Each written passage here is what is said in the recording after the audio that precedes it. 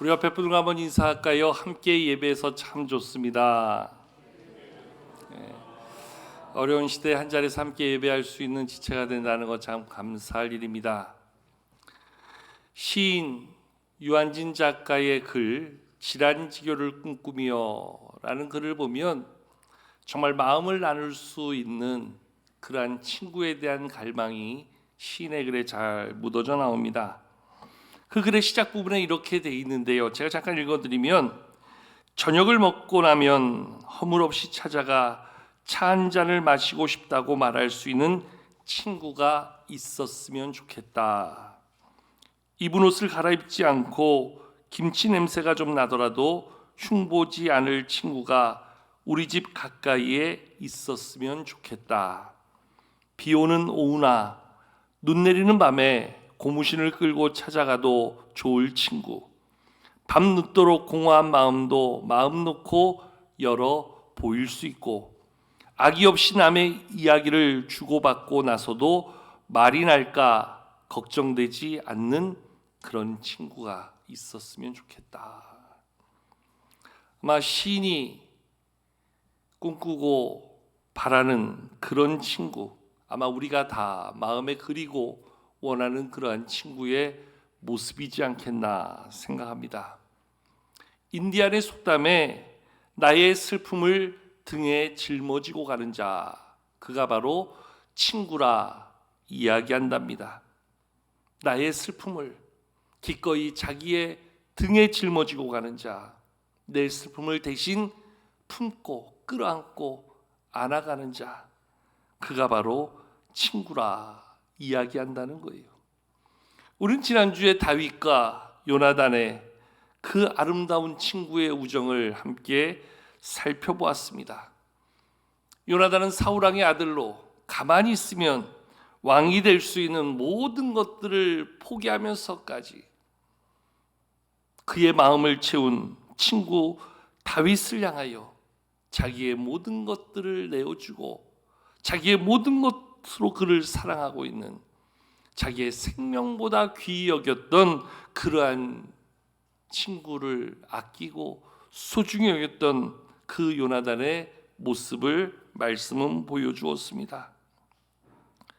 자기의 가장 귀한 당시의 겉옷과 군복을 내어주며 그 다윗을 챙겨주었던 요나단, 다윗의 위기를 알고 그를 적극적으로 옹호하며 변호해 주었던 친구 요나단, 사울왕을 피하여 숨을 수밖에 없었던 두려움에 있던 친구 다윗을 찾아가 그를 위로해 주고 손을 잡아 격려해 주었던 그 다윗의 그 친구 요나단, 이로 인하여 다윗은 늘 그를 바라보며 든든한 버팀목을 얻을 수 있었고 늘 평안 가운데 지낼 수 있었다 이야기도 결코 가언이 아닐 것입니다.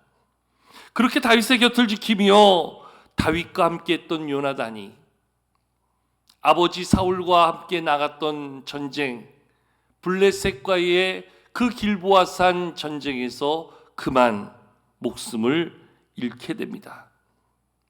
사울왕과 그의 아들 요나단의 부고를 듣게 된 다윗이 식음을 전폐하면서 슬픔에 빠지고 맙니다.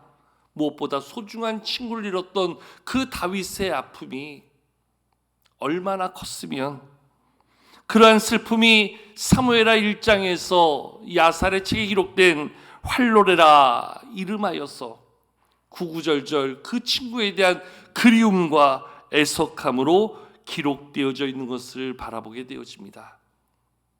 그리고 이제 사울 왕가의 몰락과 더불어서 다윗이 헤브론에서 유다의 왕으로 세워지게 됩니다.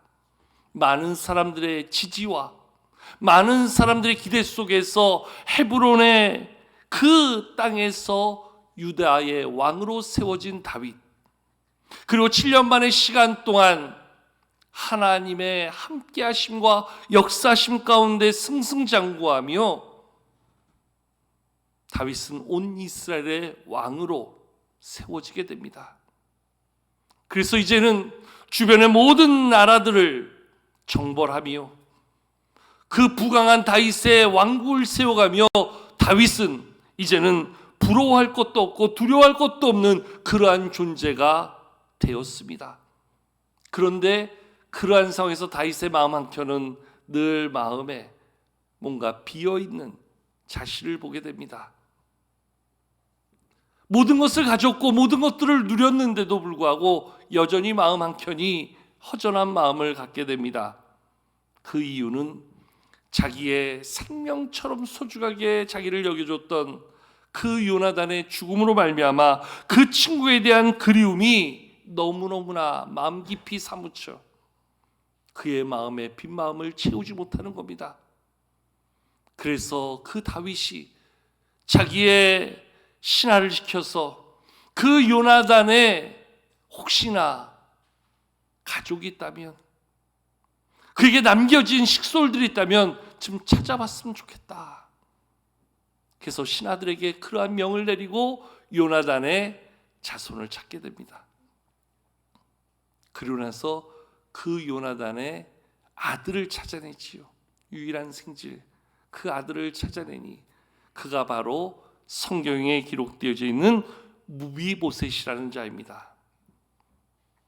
사무엘하 4장 4절에서는 이 무비보셋에 대해서 이렇게 말씀해 주고 있는데요.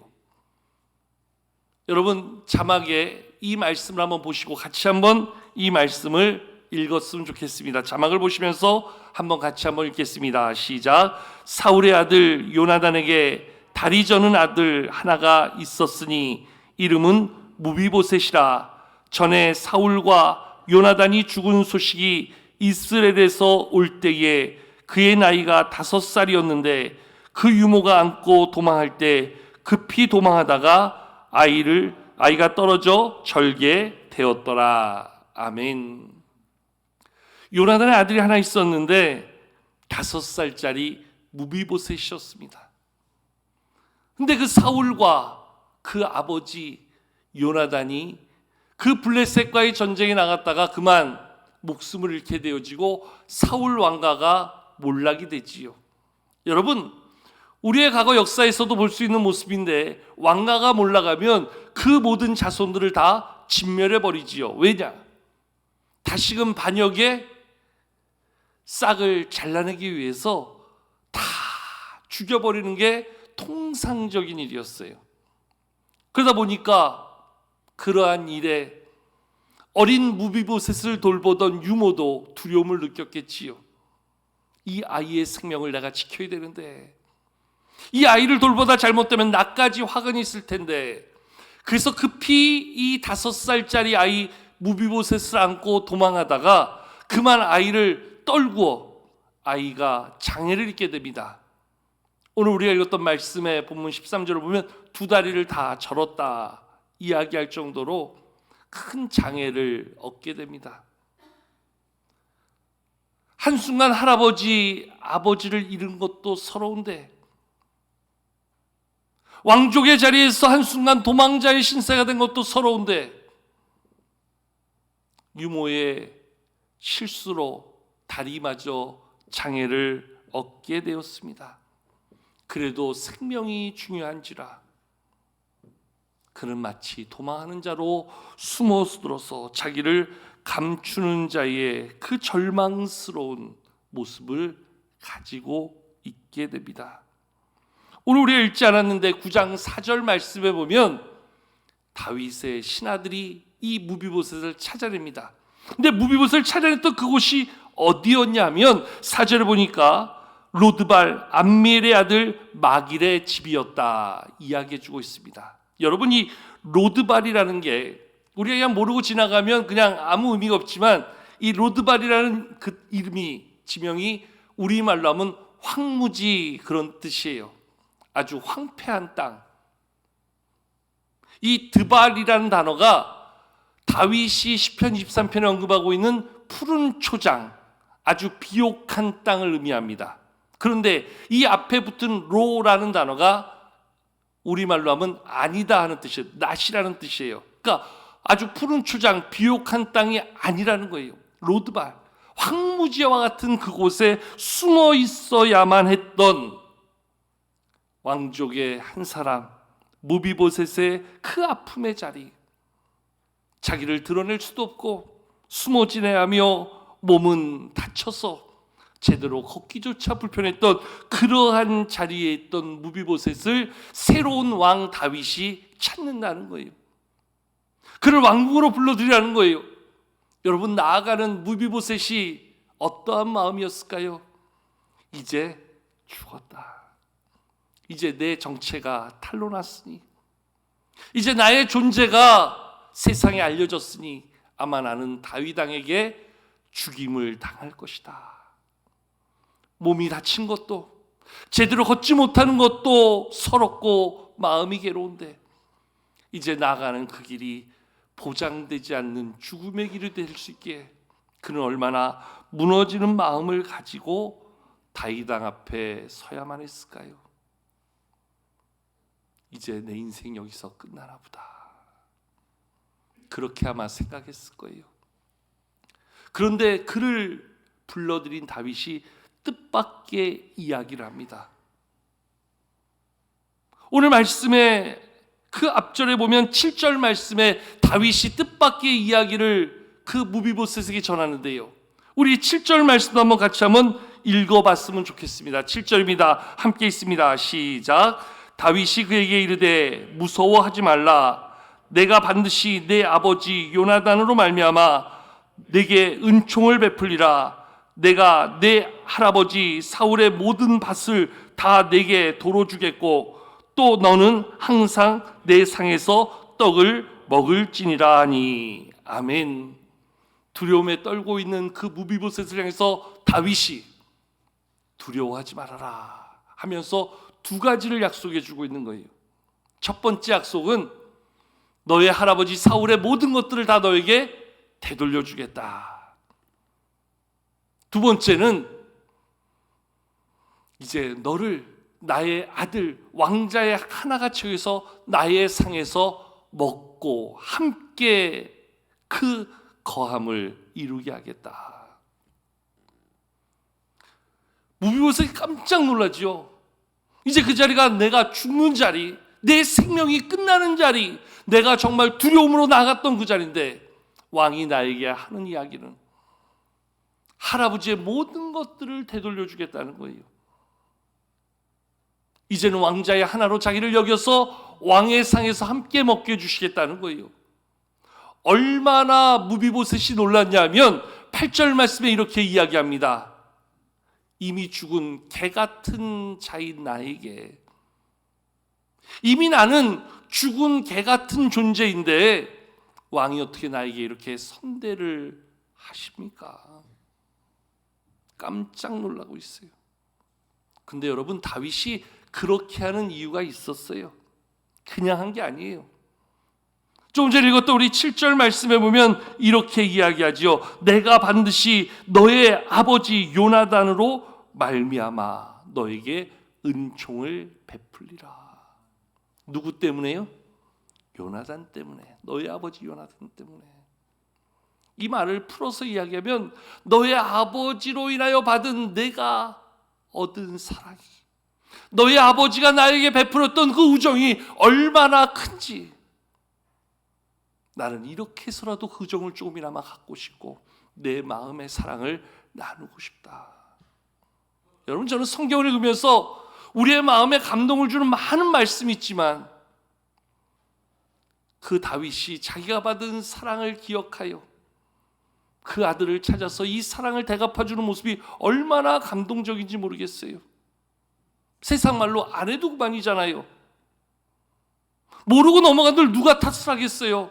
이미 그 요나단은 세상을 떠났고 그 무비보셋의 존재가 있는지도 몰랐고 굳이 그렇게 하지 않아도 누구 하나 문제를 제기하지 않을 상황에서도 다윗은 친구를 향한 자기 마음에 그 그리움을 담아서 무비보셋을 찾고 그를 찾아냈을 때 그에게 자신의 가장 귀한 사랑으로 그에게 은총을 베풀고 있는 이 다윗의 모습, 얼마나 아름답고 얼마나 귀한 모습인지 모르겠어요. 그래서 오늘 저는 다윗의 오늘 우리가 모습을 바라보면서 그 다윗의 삶 속에 담겨있는 일곱 번째 모습, 이것을 보은이다 이름에서 한번 말씀을 나누려고 그래요. 받은 바 은혜의 그 사랑을 되갚는 것, 이것이 보은이지요. 다윗이 무비봇을 불러서 이 두 가지 약속으로 너의 할아버지 사울의 모든 것을 너에게 돌려주겠고 이제 너는 내 아들처럼 내 상에서 함께 먹게 하리라. 이렇게 그 무비봇에게 말할 때 다윗의 마음이 어땠을까요? 내가 이렇게까지 할 필요가 있을까? 이만큼 줄 이유가 있을까? 내가 이렇게 한들 저가 알까? 다윗의 마음에 이런 마음이 요만큼이라도 있었으면 아마 그렇게 안 했겠지요. 어쩌면 사울 왕의 그 모든 것을 되돌려주고 자기의 식탁에서 먹게 하면서도 그것으로 충분할까? 이 정도 하는 걸로 괜찮을까? 더 할 수 있다면 어떻게 더 할 수 있을까? 다윗의 마음에 그런 마음이 들지 않았겠어요? 저는 그것이 오늘 다윗에게서 보여지는 진정한 보은의 가치다, 이렇게 이야기하고 싶어요. 내가 받은 바 사랑을, 내게 주어진 그 아름다운 우정을 내가 어떻게 하면 되갚을 수 있을까?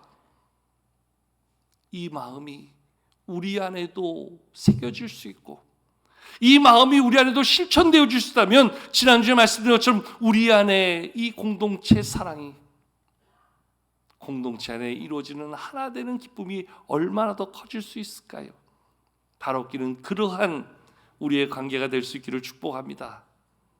서로에 대하여 정말 주고도 더 주고 싶은 마음, 품고도 더 품고 싶은 마음이 우리를 채워갈 때 정말로 하나님의 백성으로서 하나님 나라의 기쁨을 이뤄가는 아름다운 공동체가 되어질 줄로 믿습니다. 여러분, 이러한 모습 가운데 만약에 요나단은 이미 죽었지만 요나단이 이 모습을 볼 수 있다면 요나단이 다윗을 보면서 어떻게 생각했을까요? 야, 그거밖에 안 주냐?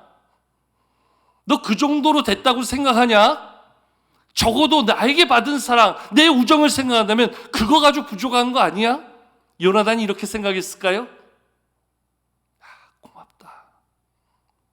정말 우리 친구 귀하다. 내가 정말 친구 하나를 마음에 잘 품었구나. 내가 그에게 베풀었던 사랑과 그 우정과 그 수고가 결코 헛되지 않구나. 여러분, 진정한 보은은 그 사랑의 승혼을 행하는 사람들의 마음을 기쁘게 채워간다는 거예요. 요나단의 그 수고, 요나단의 그 희생을 결코 헛되지 않게 만든다는 거예요. 그런 면에서 이 보은은 우정의 몇 곱절되는 아름다운 가치를 우리에게 만들어준다는 거예요. 누군가에게 받은 사랑을 기억하여 감사로 그것에 합당한 태도와 삶을 이룰 수 있다는 것, 그러한 보은의 자리가 얼마나 둘 사이의 관계를 아름답고 귀하고 복되게 만들어가는가. 오늘 말씀을 한마디로 이 보은의 가치가 얼마나 아름다운가, 이것을 한번 보라는 거예요. 이것을 한번 배우라는 거예요. 이 보은의 삶을 통해서 그 행한 수고와 그 헌신이 얼마나 아름다웠는지 이것을 볼 수 있어야 된다는 거예요. 특별히 요나단은 다윗에게 자기의 사랑을 다 쏟아붓고 그렇게 전쟁터에서 숨을 거두었어요. 어떤 면에서 보면은 다윗은 요나단에게 해준 것 하나 없이 그저 받기만 하며 끝났지요. 그런데 하나님 우리에게 그걸 말씀하시는 거예요. 요나단의 입장에서 보면 서운할 수도 있고 아쉬울 수도 있고, 나는 쏟아부었는데 하나도 받지 못하고 뭔가 손해본 거 아니야? 아니라는 거예요. 하나님은 그걸 지금 말씀해 주시는 거예요. 네가 행한 대로 비록 네가 못 받아도 너를 대신하여 네 아들이 받는다면, 너의 자녀가 받는다면, 누군가가 그 사랑의 덫을 입을 수 있다면, 덧입을 수 있다면 그것이 참으로 아름답고 귀하고 의미 있는 일이다, 우리에게 말씀해 주신다는 거예요. 여러분, 오늘 이 시대를 걸어서 배은망덕의 시대라 이야기하지요. 많은 사람들이 받은 바 사랑을 다 머릿속에서 잊어버리고 살아요. 내가 받았던 사랑을 다 놓치고 살아요. 그래서 오늘 이 시대는 마치 은혜를 원수로 갚는 그러한 시대가 되어져 가는 것 아닌가 생각하게 되어져요. 흔히 하는 말로 원수는 돌에 새기고 은혜는 물에 남긴다 하는 말이 있어요. 다 사람들이 흘러가는 물에 그 은혜를 담았다가 다 잃어버리고 마는 거예요. 어쩌면 우리도 다 그렇게 살았는지 모르겠어요. 근데 오늘 말씀은 한마디로 우리에게 받은 바 사랑을 기억할 수 있는 자, 그것을 보은의 수고로 감당할 수 있는 자, 그러한 사람이 바로 하나님의 사람의 모습이다 이야기해 주고 있는 거예요. 여러분, 지난주에 그런 말씀을 드렸습니다. 예수님께서 너희는 나의 친구라, 죄인된 우리를 친구 삼아주시고 우리를 위하여 그분은 친히 십자가에서 자기의 생명까지 내어주시며 우리에게 그 귀한 친구의 사랑을 아낌없이 쏟아부어 주었어요. 이제 우리는 그 사랑을 가지고 하나님의 구원의 백성이 되었고 하나님의 은혜 가운데 사는 자가 되었어요. 그렇다고 한다면 요나단의 사랑과 우정 앞에서 그 보은을 이루었던 다윗처럼 우리는 예수님 앞에서 우리의 마음을, 우리의 삶을 어떻게 되갚으면서 살면 좋을까요? 어떻게 되갚는 자가 되어야 될까요? 주께서 나에게 베푸신 그 사랑, 그 십자가의 은혜를 마음에 담아서 이제 내가 어떻게 살까? 적어도 우리 안에 한 번쯤 이런 고민이 필요하다는 거예요. 받은 바 하나님의 사랑과 은혜를 내 안에 담아서 이제 하나님 앞에서 그 감사로 살아갈 수 있는 그러한 믿음의 자리가 오늘 우리 가운데 필요하다는 거예요. 배은망덕의 성도가 아니라, 은혜를 잊어버린 자의 성도가 아니라 이제 받은 바 은혜를 마음에 담아서 내가 어떻게 하면 하나님을 진정으로 감사함으로 보은하며 그 은혜를 담아서 살아갈 수 있을까? 저는 그 보은을 한마디로 헌신이다 이렇게 이야기하고 싶어요. 하나님이 내게 주신 은혜, 내게 베푸신 구원의 그 사랑을 마음에 담아 어떻게 하면 내가 하나님을 섬길 것인가? 어떻게 하면 내가 하나님의 영광을 위해 살 것인가? 어떻게 하면 나에게 맡겨주신 직분과 그 사명 가운데 충성하며 살 수 있겠는가? 나의 시간을 들여서, 나의 물질을 들여서, 나의 은사와 나의 모든 것들을 쏟아서 그분의 영광을 위해서 살아가는 성도의 삶, 거기에 진정한 보은의 모습이 있다는 거지요. 하나님이 내게 주신 그 십자가의 사랑을 제대로 알 수 있다면, 지난 한 주간 나를 돌보시고 지키시고 인도하셨던 하나님의 은혜를 경험할 수 있다면 결코 오늘 우리가 감당해야 될 보은의 자리가 작지 않음을 깨달을 수 있어야 한다는 거예요. 여러분, 다윗은 그 친구 요나단에 대한 그 사랑에 감동하여 그의 아들을 찾아 그에게 정말로 은총을 베풀었던 그러한 모습처럼 다윗에게는 늘 그의 소망되었던, 힘이 되었던, 능력되었던 그 하나님에 대한 감사가 있고 하나님에 대한 새로운 마음의 결단이 있었던 것을 우리는 시편의 여러 구절을 통해서 발견해 볼 수 있는데요. 다윗이 썼다 추정하는 시편 116편에 보면 12절서부터 14절까지의 말씀에 이러한 말씀이 기록되어져 있어요. 제가 한번 읽어드리겠습니다. 내게 주신 모든 은혜를 내가 여호와께 무엇으로 보답할까? 내가 구원의 잔을 들고 여호와의 이름을 부르며 여호와의 모든 백성 앞에서 나는 나의 소원을 여호와께 갚으리로다. 또한 17절과 18절 보면 내가 주께 감사제를 드리고 여호와의 이름을 부르리다. 내가 여호와께 소원한 것을 그의 모든 백성이 보는 앞에서 내가 지키리로다. 다윗은 하나님께 받은 바 그 은혜를 알기에 그 은혜를 하나님 앞에서 늘 감사하며 그 감사 속에서 자기가 어떻게 함으로 이 은혜를 보답할 수 있을까? 그것이 늘 고민이 되었고 기도가 되었던 사람임을 말씀은 보여주고 있습니다. 오늘 이러한 다윗의 마음이 우리에게 있을 때, 우리의 삶을 채울 때 우리 또한 하나님 앞에서 진정한 보은의 온전한 삶을 이루는 그러한 성도로, 그러한 교회로 나아가게 될 줄로 믿습니다. 이 시대 하나님의 은혜를 잊어버리고 배은망덕한 자의 성도가 아니라 정말 그 은혜를 담아서 내가 어떻게 하면 이 은혜를 보답할까? 내게 주어진 모든 삶을 통해서 하나님 앞에서 진정한 헌신을, 진정한 충성을, 진정한 사명을 고민해 볼 수 있는 그러한 성도가 되고 그러한 교회가 되어 이 시대에 우리 하나님을 기쁘시게 드리며 하나님의 영광을 이뤄가는 우리 신곡의 모든 성도들 그리고 우리 교회 될 수 있기를 주님의 이름으로 축복합니다.